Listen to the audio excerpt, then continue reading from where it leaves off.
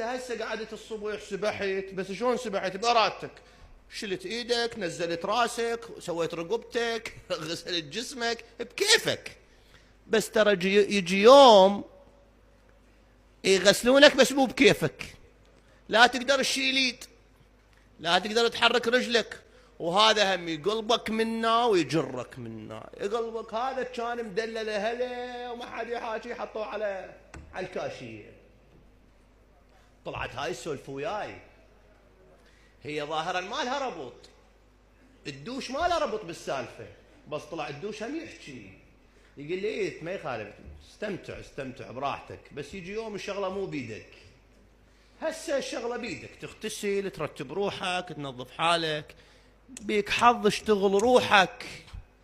من تروح على ذيك الدكه الناس تتقرب بذكرك،